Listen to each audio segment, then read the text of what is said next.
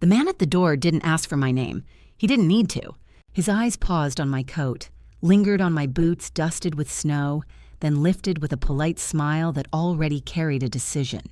"I'm here for the engagement party," I said. "The Bennett family." He nodded once and gestured toward the side of the building. "Service entrance is around the corner." The music from inside the Sterling Crest Hotel drifted out through the glass doors. Laughter, clinking glasses, the soft confidence of people who believed they belonged. Old money had rules, and this was one of them. "My name is Clara Whitmore." I stood there for a moment, the cold aspen air biting through my sleeves, watching guests step easily into warmth and light. I could have corrected him. I could have explained who I was. But people who believed in social hierarchy never questioned it. They enforced it quietly and called it tradition. So I thanked him, turned away from the front entrance, and walked toward the door meant for people who were never supposed to matter. The service entrance shut behind me with a soft, final sound that felt heavier than it should have. Inside, the Sterling Crest Hotel breathed differently. The air was warmer but stripped of perfume and pretense. Lights were practical, not flattering. Floors bore the honest marks of work, scuffs from carts, faint lines where snowmelt had dried unevenly. This was where the evening was held together. I paused just long enough to let my eyes adjust. Somewhere above, music swelled, champagne confidence wrapped in silk and wool. Down here, footsteps moved quickly, purposefully. No one lingered. A staff member brushed past me, murmuring into a headset about a seating change. Another pushed a cart stacked with folded linens, her jaw set with concentration. No one looked twice at me. That was expected. I followed the corridor toward the kitchen, letting conversations pass over me like weather. "She wants the candles replaced." "Again?" "She says the light makes her look tired." "That's not the light." I didn't smile. My sister Hannah would be upstairs by now, adjusting herself to the room, shoulders back, smile fixed, listening for approval she'd learned to chase since childhood. She believed effort could smooth over imbalance, that if she stayed agreeable long enough, she would be welcomed fully. She was wrong. I leaned against a stainless counter, watching steam curl upward from a prep station. The kitchen moved with quiet efficiency, a choreography learned through repetition, not rehearsal. Real authority lived here, in timing, in trust, in knowing what mattered and discarding the rest. A chef glanced up. "You waiting?" "Just early," I replied. He nodded and turned back to his work. The service elevator arrived with a muted chime. I stepped inside and rode it upward, past floors labeled for guests, then past the ballroom level to a quieter tier above it all. The doors opened into stillness. Glass stone space. This floor didn't entertain, it observed. My office waited at the end of the hall. Clean lines, neutral colors, nothing designed to persuade. I set my coat down, didn't sit, and opened the dashboard displays that pulsed softly across the wall. Vendor accounts, event billing, security feeds. I wasn't looking for trouble. I was checking consistency. The Bennett name carried confidence without clarity. References to family legacy floated freely, but the numbers lagged behind the language. Properties leveraged thin, trusts temporarily restructured, a pattern of delayed payments masked by charm and reputation. I exhaled slowly. Old money didn't tighten like this. It didn't hover. It didn't rehearse dominance. This was pressure disguised as tradition. I closed the files and returned to the elevator, stopping one level below the ballroom. From here, the noise softened into suggestion. I could see the edges of the event through glass, guests framed by light, movement choreographed for display. I stayed outside it. Near the AV station, a man stood too still.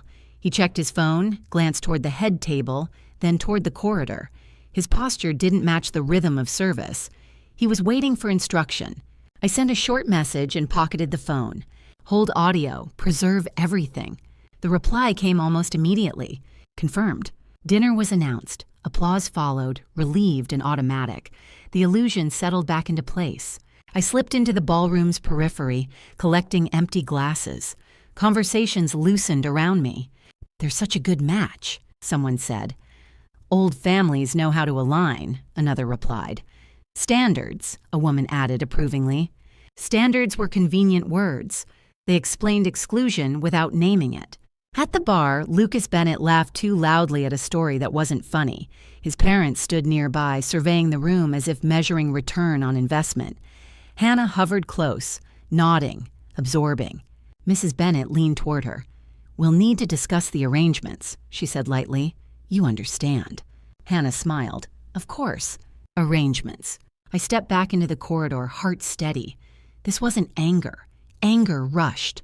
This was clarity, the kind that arrived when patterns stopped pretending to be coincidence. The man at the AV station shifted again. His phone vibrated. Mrs. Bennett glanced his way, then returned her smile to the table. I checked the time. Soon. I straightened my coat and moved toward the ballroom entrance, unhurried. Systems were in place.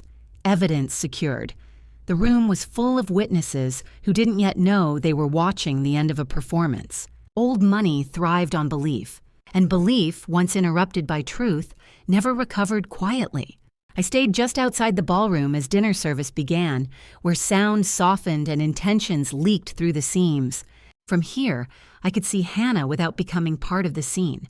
She sat straight-backed beside Lucas, hands folded, smile attentive. The smile came easily. She'd practiced it for years, but her eyes kept flicking toward Mrs. Bennett, checking for cues. Approval, once learned, was hard to unlearn. Inside, the band shifted to something smooth and unobtrusive. The room relaxed. People leaned into their chairs, convinced the structure of the evening would carry them safely to dessert. That was when people stopped watching. Behind me, the service corridor came alive. Quiet directives, the rattle of carts, the low confidence of people who knew exactly what needed to happen next. A server whispered to another, "They moved the toasts up again." A second voice replied, "Mrs. Bennett?" The first answered with a tired nod. I stepped aside as a cart passed, the smell of warm bread grounding the moment. Kitchens had a way of cutting through illusion. No matter how expensive the room upstairs, the work was the same. I checked the security feed once more. Movement patterns looked normal, but the man at the AV station, still too still, had shifted closer to the console. His phone vibrated. He didn't answer it. He waited. I slid the phone away and walked the ballroom's edge, collecting empty glasses. Conversations brushed past me like silk. "They've always been so generous," a woman said. "Old families understand discretion," a man replied. "Exactly," someone else added. "They know how to protect what's theirs." Protect. That word returned often when people were afraid of losing control. At the head table, Mr. Bennett leaned into Lucas, murmuring something I couldn't hear. Lucas nodded once, then glanced at Hannah. She nodded back reflexively. I recognized the exchange. Compliance dressed as partnership. Near the bar, a guest laughed too loudly. Another checked her phone, already bored. The illusion required constant maintenance. I stepped back into the corridor and sent a brief message. "Archive lasts 30 minutes. Flag cash exchange." The reply came quickly. Done. When I returned, dessert plates were being set down. The room brightened slightly, the way it did when sugar arrived. People settled in again. Mrs. Bennett rose from her chair. She didn't need to tap the glass. Her posture alone demanded attention. "I just want to say," she began, smiling with practiced warmth, "how delighted we are to welcome Hannah into our family." Applause followed, automatic and polite. "Our family believes in certain values," she continued. "Integrity, discretion, alignment." Alignment. Hannah smiled, relief passing across her face. Mrs. Bennett turned slightly toward the AV screen. "And sometimes," she added, "it's helpful to hear things plainly." The man at the AV station moved. The screen flickered and froze. A hum filled the room. A confused murmur followed. Mrs. Bennett's smile tightened, then faltered. I took one step forward. "Before we continue," I said calmly, my voice carrying just enough to reach the nearest tables, "there's something that needs to be clarified." Heads turned. Hannah looked at me, surprised. "Clara?" Mrs. Bennett's eyes narrowed. "Who is this?" I stopped beside the microphone stand but didn't touch it. "My name is Clara Whitmore," I said evenly, "and I own the Sterling Crest Hotel." The room inhaled. Lucas stared at me, then at Hannah. Mr. Bennett's face lost color. Mrs. Bennett's composure cracked just enough to be visible. "That's not," she started. "It is," I said gently. "And more importantly, this." The screen behind me changed. Security footage appeared, silent and unmistakable. Mrs. Bennett pressing cash into a staff member's hand, her deliberate positioning near the AV console, the man nodding, eyes darting. Phones rose openly now. No one pretended this was private. "This was an attempt," I continued, "to play an edited audio file during this toast, a recording designed to embarrass my sister and create a reason to withdraw." Hannah's breath caught. "Withdraw from what?" I didn't answer her directly. Mr. Bennett stood abruptly. "We should discuss this privately." "There's nothing left to discuss," I replied. I turned slightly, addressing the room without raising my voice. "The Bennett family has presented itself as established and secure," I said. "Public records suggest otherwise." A ripple passed through the guests. "Leveraged properties," I continued. "Restructured trusts. Delayed vendor payments. This engagement was meant to stabilize appearances." Hannah shook her head slowly. "You told me everything was fine." Mrs. Bennett didn't look at her. Lucas did. "Is this true?" he asked his parents quietly. Silence answered him. I stepped back, letting the truth settle where it belonged. This wasn't my argument to finish. Old money relied on belief, and belief, once interrupted by evidence, never found its footing again. The room didn't erupt. It stalled. That was always the moment I watched for, not outrage, not denial, but suspension. When people realized the story they'd been following no longer made sense, and their minds scrambled to rewrite it in real time. Mrs. Bennett recovered first. "This is highly inappropriate," she said sharply. "You're humiliating my family." "No," I replied calmly. "I'm documenting actions taken on my property." Mr. Bennett's jaw tightened. He scanned the room, registering the lifted phones, the paused forks, the way attention had slipped beyond his control. For a man who had lived comfortably inside assumption, it was disorienting. Lucas stood slowly. "Mom," he said, voice low, "tell me this isn't what it looks like." Mrs. Bennett turned to him, urgency cutting through polish. "We were protecting you." "From what?" Lucas asked. She hesitated, only a breath, but it was enough. Hannah spoke then, her voice quieter than anyone expected. "You were going to play a recording," she said, "of me." Mrs. Bennett didn't deny it. "It would have saved everyone embarrassment." "Mine," Hannah corrected, "so you could leave without explanation." The guests shifted uncomfortably. Someone near the back whispered, "That's cruel." Another murmured, "That's desperate." I stayed still. Power didn't require movement once the room had tilted. Mr. Bennett tried a different angle. "This is a misunderstanding," he said. "We can resolve it discreetly." "Discretion," I replied, "isn't secrecy." I nodded once toward the screen. Another clip appeared. Mrs. Bennett rifling through Hannah's clutch earlier in the evening, photographing an ID card before slipping it back. Hannah stared at the image as if it belonged to someone else. "You went through my things," she said softly. Mrs. Bennett's voice broke. "We needed information." "For what?" Lucas asked. "To know what we were committing to," she snapped. "Marriage is an investment." That word landed hard. Lucas stepped back from his parents as if the floor itself had shifted. "I'm not an investment," he said, "and neither is Hannah." Silence returned, thicker now. I spoke again, measured. "There's another matter," I said, "the payment for tonight's event." My general manager appeared beside me holding a folder. He didn't look uncertain. "The Bennett family's payment was returned," he said evenly. "Insufficient funds." A sharp intake of breath rippled through the room. Mrs. Bennett's face drained of color. "That can't be right." "We attempted the transaction twice," he replied. "Both failed." Lucas turned fully toward his parents. "You said everything was covered." Mr. Bennett looked away. I continued, not unkindly. "There are two options," I said. "One involves formal complaints regarding attempted fraud and sabotage. The other involves leaving now, quietly." Mrs. Bennett's composure shattered. "You think this makes you powerful?" "No," I said. "It makes things accurate." Security moved closer, not forcefully, simply present.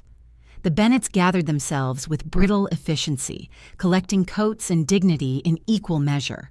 At the threshold, Mrs. Bennett turned toward Hannah one last time. "You would have been better off without this," she said, Hannah met her gaze, steady now. I would have been worse off believing you. The doors closed behind the Bennetts without ceremony. The room exhaled. Hannah sank into her chair, hands trembling at last. Lucas sat beside her, silent, stunned, his arm hovering before settling around her shoulders. I didn't know, he said quietly. I swear. I believe you, Hannah replied, but we can't ignore what this means. I addressed the room briefly, my voice calm. This evening is concluded, I said. Thank you for your patience. Guests began to leave, conversations hushed and hurried. The band packed away instruments. Staff reclaimed the space with practiced efficiency. When only family remained, Hannah looked up at me. You knew, she said. Yes, I replied. Why didn't you stop it sooner? Because you needed to see it, I said gently. She nodded slowly. I did. Lucas stood. Whatever happens next, he said, it won't be built on lies. Hannah took his hand, uncertainty still present, but no longer blinding. As staff reset the ballroom, erasing evidence of what had unfolded, I watched the room return to neutrality. Old money had relied on belief. Tonight, belief had met truth, and truth had not raised its voice. It hadn't needed to. The ballroom emptied in careful waves. No one rushed. People gathered coats, murmured goodbyes that didn't match their eyes, avoided looking directly at Hannah and Lucas. Phones disappeared back into pockets, but the damage had already settled where it would stay. When the last guest left, the room felt too large. Chandeliers dimmed to their resting glow. Staff moved quietly, stacking chairs, clearing plates, restoring order with the same calm they brought to every aftermath. The hotel didn't judge what had happened, it simply absorbed it. Hannah remained seated.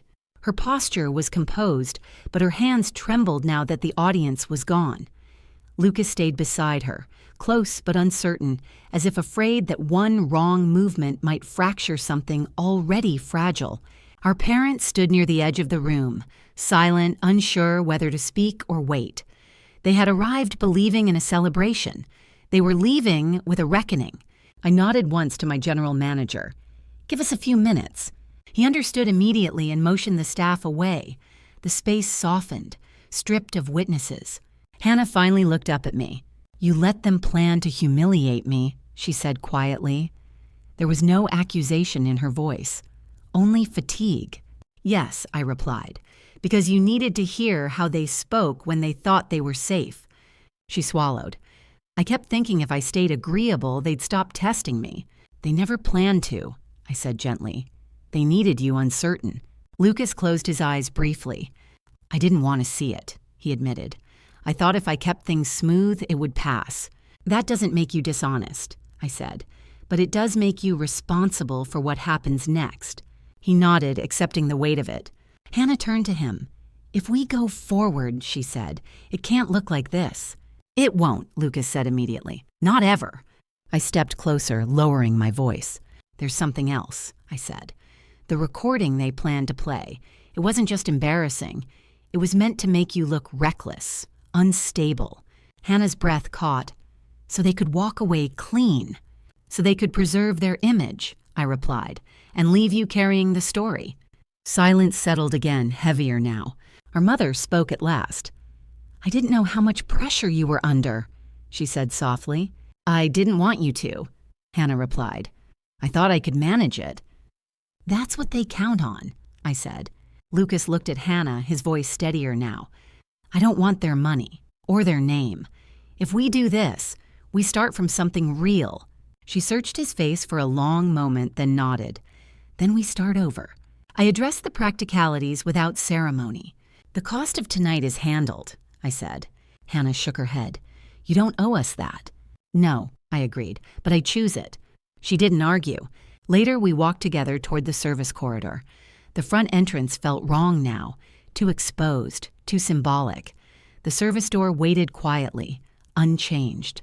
Hannah stopped just inside it. I used to think this door meant I didn't belong, she said. And now? I asked. And now I think it's where things are honest, she replied. Outside, Aspen's night air was sharp and clean, snow reflecting the hotel lights in muted silver. The sterling crest stood behind us, steady and indifferent to what had unfolded inside its walls. Hannah turned to me. "If you'd told me who you were," she said, "I might have hidden behind it." "That's why I didn't," I replied. She nodded, understanding settling slowly. Lucas took her hand. "I don't know what comes next," he said. "That's okay," she answered, "as long as it's ours." I watched them walk away together, not triumphant, not broken, just awake.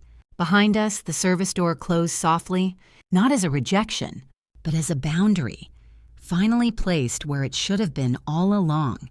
Morning arrived with a pale aspen sun and the soft scrape of snow being cleared from stone. The Sterling Crest Hotel woke the way it always did, quietly, methodically, indifferent to what had unfolded the night before. Guests descended for coffee. Staff checked lists. Life resumed its practical pace. Hannah arrived just before 6. She didn't wear anything special. No makeup, no jewelry. Just a borrowed uniform that still felt unfamiliar on her shoulders. She stood inside the service entrance for a moment, breathing in the smell of detergent and fresh linen, grounding herself in something real. A supervisor handed her a clipboard. "Housekeeping, 4th floor." Hannah nodded. "Okay." No recognition, no apology, no exception. That mattered. I watched from down the corridor as she pushed a cart forward, learning the rhythm of doors and quiet knocks, learning how to enter spaces without announcing herself. At first, she checked the list before every room.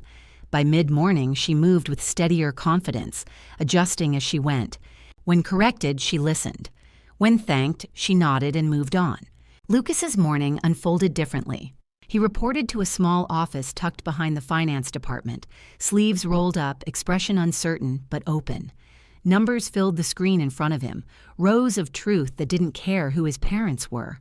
When he flagged a discrepancy in a vendor invoice, the analyst beside him paused. "Good catch," she said. Lucas flushed. "I wasn't sure. Now you are," she replied. By noon, he'd stopped apologizing for asking questions. By the end of the day, he stayed late. Not to impress, but to understand. The Bennetts made noise from a distance. An email arrived first, formal, restrained, heavy with implication. It suggested reputational harm and requested a private conversation.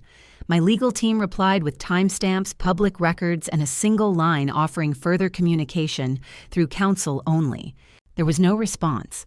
2 weeks later, a society column mentioned financial restructuring within a prominent family. Names weren't printed. Everyone understood. Hannah saw the article during a break. She read it once, then turned her phone face down. "I thought I'd feel relieved," she said later. "Mostly, I feel tired." "You're letting go of something you worked hard to hold together," I replied. "That costs energy." She nodded. "I don't want to spend any more on it." Weeks passed. Hannah rotated departments as promised. Front desk, logistics, guest services. She apologized where apologies were owed. She accepted feedback without defensiveness. Slowly, staff stopped bracing when she entered a room. Trust returned the way it always did. Quietly, earned. Lucas found his footing too. He learned how pressure hid behind urgency, how charm masked gaps. When an external consultant pushed a costly solution without data, Lucas asked 3 questions and watched the proposal unravel on its own. Later, he said, "They sounded just like my parents." That recognition mattered. One evening, Hannah knocked on my office door holding a thin folder. "I think there's a problem with our winter vendor contracts," she said. "Not illegal, just careless. It could hurt us later." I reviewed the pages. She was right. "You almost ignored this," I said. She smiled faintly. "Old habits." "But you didn't," I replied. Our parents adjusted more slowly. At a family dinner, our mother hesitated before speaking. "I didn't know how much pressure you were under," she said. Hannah looked down at her plate. "I didn't want you to." "I know," our mother replied softly. "But next time, let us." Something eased at the table then. Not resolution, permission. The service entrance received a small update that winter. Not structural, cultural. Hannah proposed a monthly rotation where managers worked one shift alongside staff, kitchen, housekeeping, front desk. Not as a performance, but as perspective. Some resisted. Then they learned. Complaints dropped. Turnover slowed. Conversations changed tone. One afternoon, Hannah stood beside me near the entrance, reading the sign mounted there. Staff access. All roles respected. I used to think old money meant safety, she said. And now, I asked? And now I think it meant no one questioned it, she replied. I smiled. Old money had failed them, but honesty hadn't. And the difference was beginning to shape everything that came next. By the time winter settled fully into Aspen, the hotel had found its balance again. Snow softened the edges of the Sterling crest, muting sound and slowing movement. Guests arrived wrapped in layers and expectation, unaware of the recalibration that had taken place behind closed doors. Inside, the building functioned the way it always had, but the people inside it had changed. Hannah no longer counted the hours. She counted outcomes. She learned how to read the building the way others read schedules, where pressure gathered, where silence meant things were going wrong, where intervention mattered, and where it only disrupted. When a guest complained loudly at the front desk about a room assignment, Hannah didn't apologize reflexively. She listened. Then she fixed what could be fixed and declined what couldn't. The guest left satisfied, not because he'd won, but because he'd been taken seriously. A supervisor noticed. You don't rush anymore, she said. Hannah nodded. I don't need to. Lucas's days grew quieter. He stopped staying late to be seen and started staying late only when the work required it. When he presented in meetings, he spoke less and said more. When someone tried to fast-track a decision with urgency, Lucas asked what would happen if they waited. Often, no one had an answer. The Bennetts tried once more. A letter arrived, carefully worded, heavy with implication and light on accountability. It suggested reconciliation. It mentioned family. It hinted that time had passed and emotions should settle. Hannah read it once and handed it back to me. I don't want to reopen that door, she said. You don't have to, I replied. She didn't ask me to respond. Silence was answer enough. The engagement remained postponed. Not announced, not defended, simply paused. People speculated. Hannah didn't correct them. She focused on the work in front of her, the next shift, the next decision, the next quiet correction that kept the building honest. One evening, she surprised me. I want to transfer permanently to operations, she said. That's not an easy path, I replied. I know, she said. That's why I want it. Operations meant early mornings, late nights, accountability without applause. It meant being responsible when no one was watching. She thrived there. Under pressure, she clarified instead of controlling. When mistakes happened, she addressed them directly. No deflection, no performance. Slowly, people stopped bringing her problems and started bringing her solutions. Trust shifted shape. One night, long after the lobby had gone quiet, Hannah and I walked the service corridor together. The hum of machines filled the space, steady and unremarkable. I used to think this place was invisible, she said. It's foundational, I replied. She nodded. I like that. Lucas joined us later, tie loosened, expression thoughtful. I was offered a promotion, he said. I turned it down. Hannah looked at him. Why? I want to earn it without shortcuts, he replied. Otherwise, I'll always wonder. She smiled, not brightly, not performatively, just enough. The hotel lights dimmed as night settled. Staff filtered out through the service entrance, tired but laughing, unburdened. No one paused. No one looked back. The door didn't carry weight anymore. It was just a door. Hannah leaned against the wall and exhaled slowly. I don't feel afraid anymore, she said. I feel responsible. I smiled. That's the exchange. She accepted it fully. Outside, snow fell quietly, erasing tracks almost as soon as they formed. The Sterling crest stood steady against it, unchanged in structure, altered in spirit.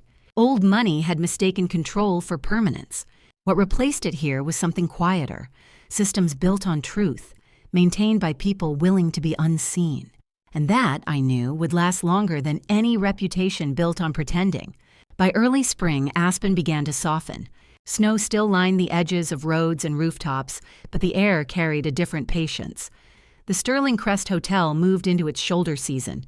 Fewer guests, quieter halls, time enough to notice what usually went unseen. Hannah noticed everything. She no longer introduced herself when entering a room. She didn't need to. People knew her by the way problems eased after she left, by how decisions held instead of unraveling overnight. She spoke last in meetings now, not because she wanted control, but because she wanted clarity. One afternoon, a long-standing vendor arrived unannounced, confident in his familiarity. "We've always done it this way," he said, smiling easily. Hannah listened, then asked one question. "What happens if we don't?" The man blinked.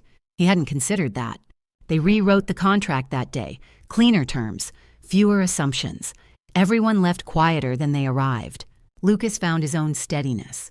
He stopped comparing himself to the shadow his family had cast and focused instead on the work directly in front of him.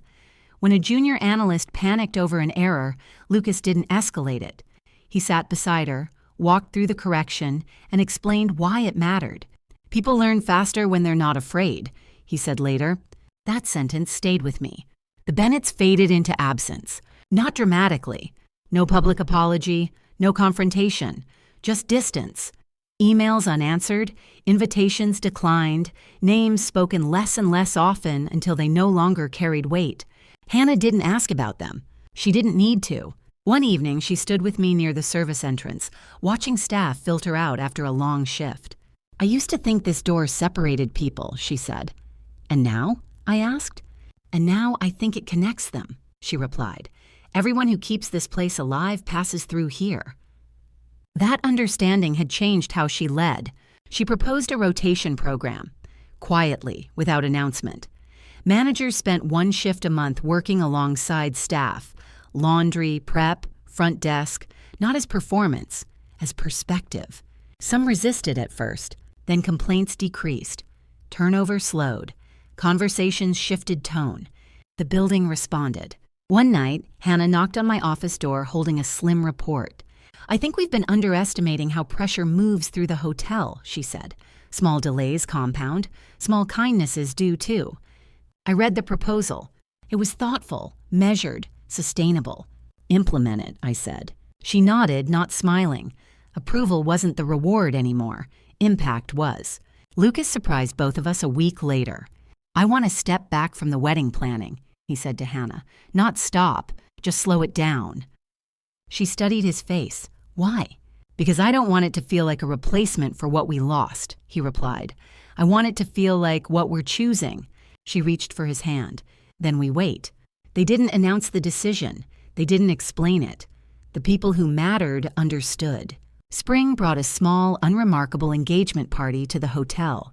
No grand speeches, no assumptions of lineage, just people who wanted to be there. Hannah supervised quietly, stepping in only when necessary. When the bride grew anxious, Hannah didn't reassure her with promises. She asked what mattered most. "That it feels real," the bride said. "Then we're already there," Hannah replied. I watched from the mezzanine, unseen. Later that night, the service corridor hummed softly as staff finished their shifts. Laughter echoed briefly, then faded. Hannah stood beside me again. "I don't feel invisible anymore," she said. "You never were," I replied. "I was," she said, "to myself." That was the truth she'd been circling. The Sterling Crest settled into evening, lights dimming, routines intact. Guests slept unaware of the recalibration beneath them. Old money would have called this a step down, but old money had never understood what strength actually looked like. Strength was staying when there was nothing to perform. Strength was choosing the long road without witnesses. Strength was learning where to stand when the doors stopped deciding for you. Hannah leaned lightly against the wall, breathing evenly. "I think I finally know who I am," she said. I smiled. "Then you're ready for what comes next." The service door opened and closed once more quietly, not as a boundary, but as passage. Summer arrived in Aspen almost without notice. The snow retreated to the higher ridges, leaving behind clear mornings and long, patient evenings. The Sterling Crest Hotel filled again, not with spectacle, but with people seeking quiet, families escaping routines, couples avoiding attention, travelers who preferred anonymity to recognition. Hannah moved through it all with an ease that surprised even her. She no longer checked for permission before making decisions. She checked for impact. When a guest requested special accommodations that would disrupt 3 departments for convenience alone, Hannah declined politely and offered an alternative. The guest accepted. Respect, she'd learned, didn't come from compliance. Lucas adjusted to the slower pace in his own way. He took responsibility for a reporting system no one wanted, tedious, unglamorous, prone to quiet errors. Within weeks, discrepancies dropped.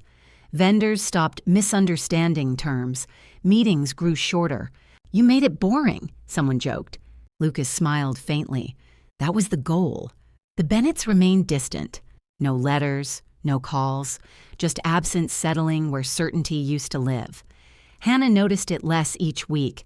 When the past no longer demanded attention, it lost its leverage. One afternoon, Hannah and I stood in the hotel garden reviewing a layout for a small private event. "It's strange," she said. "I thought losing them would feel like failure. And now it feels like relief," she replied. "Like I'm no longer auditioning." That word stayed with me. Auditioning implied a panel, a script, a verdict delayed indefinitely. The hotel, by contrast, rewarded presence. You showed up. You did the work. You adjusted when you were wrong. No applause required. A new manager joined that season, confident, articulate, eager to impress. During his first week, he dismissed a housekeeping concern as minor. Hannah listened, then asked him to spend the afternoon working alongside the team he'd overlooked. He returned quieter. "I didn't realize how small delays stack," he admitted. "Now you do," Hannah replied. "That's the job." She didn't scold. She recalibrated. Lucas watched these moments closely. "I used to think leadership was inherited," he said one evening, "like an accent you grew up with." "And now?" Hannah asked. "And now I think it's learned," he replied, "and unlearned." The engagement remained undefined. No date, no announcements, no pressure to resolve what no longer needed resolution. When friends asked, Hannah answered simply, "We're building something first." Most people nodded, the ones who didn't stopped asking. Late one night, after the last guest had checked in, Hannah walked the service corridor alone. The hum of machines felt familiar now, grounding rather than hidden. She paused near the door and read the sign once more. "Staff access. All roles respected." She touched the metal lightly, then turned back toward the building. When she found me later, her expression was thoughtful. "I think I finally understand why you didn't stop it sooner," she said. "Tell me," I replied. "Because if you had," she said slowly, "I might have believed I needed rescuing." I nodded. "And now?" I asked. "And now I know I needed clarity," she replied, "not protection." That understanding changed how she spoke, how she listened, how she stood. The Sterling Crest continued its quiet work, hosting, cleaning, preparing, releasing. Guests came and went, unaware of the recalibration beneath them. That was fine. Not every transformation needed witnesses. One evening, Hannah and Lucas joined me at the edge of the garden, watching the lights come on one by one. "I don't want a wedding that proves anything," Hannah said. Lucas squeezed her hand. "Neither do I." They stood there a long moment, comfortable in the pause. The service entrance opened and closed behind us as staff filtered out, laughter briefly punctuating the night before dissolving into quiet. The door didn't separate anymore. It connected. And in that connection, something solid had formed, unremarkable, unannounced, and far more durable than anything built on display. By early autumn, the Sterling Crest felt settled again. Not restored, settled. There was a difference. Restoration implied returning to something familiar. What had happened here had changed the shape of things. The hotel still moved with precision, but it no longer carried tension in its walls. Hannah's authority was no longer questioned, not because she demanded it, but because it worked. When something stalled, she untangled it. When pressure built, she redistributed it. People stopped bringing her performances and started bringing her facts. One morning, a senior department head pushed back during a meeting. "We've always handled it this way," he said, confident. Hannah listened, then replied, "Then we've always accepted the same losses." Silence followed. The numbers supported her. The change passed without drama. Lucas's influence deepened quietly. He no longer needed to speak first or last. He spoke when something mattered. When a finance review revealed a pattern of overbilling buried under seasonal fluctuations, Lucas flagged it without accusation. The issue was corrected within hours. Later, the CFO told me he doesn't rush decisions, but he doesn't avoid them either. That balance was rare. The Bennetts surfaced once more briefly. A formal notice arrived, legal language wrapped in wounded pride. It suggested reputational harm and hinted at further action if certain narratives weren't corrected. I didn't forward it to Hannah. There was nothing she needed to respond to. The letter received a procedural reply and then disappeared into the same quiet where the Bennetts now lived. Hannah noticed my restraint. "You didn't tell me," she said later. "No," I replied, "because it doesn't belong to you anymore." She considered that, then nodded. "Thank you." The engagement shifted shape again. Not postponed, redefined. Hannah and Lucas decided, together, to move into a small apartment near the edge of town. Not temporary, intentional. "We want something that belongs to us," Hannah said, "not a setting." They furnished it slowly, no rush, no theme, just what they needed. The hotel hosted another engagement party that season. Different family, different energy, no old names, no heavy expectations, just people showing up honestly. Hannah supervised quietly, stepping in only when necessary. When the groom's mother grew anxious about appearances, Hannah asked a single question. "What would help you feel present tonight?" The woman paused, then laughed softly. "Maybe sitting down." Hannah pulled out a chair. Later, I found Hannah near the service entrance, reviewing schedules. "I don't feel like I'm performing anymore," she said, "and that scares me less than I thought it would." "That's because performance is exhausting," I replied. "Presence isn't." She smiled faintly. As the days shortened, the Sterling Crest prepared for winter again. Systems checked, staff trained, routines refined. The building did what buildings did best when cared for properly. It held people without asking them to become someone else. One evening, Hannah joined me in the lobby after closing. "I think I'm ready," she said. "For what?" I asked. "To stop measuring myself against who I used to be," she replied. That was the turning point. The next morning, she announced a restructuring. Not dramatic, not personal. Just a clearer alignment of roles based on strength rather than tenure. Some people resisted. Most adapted.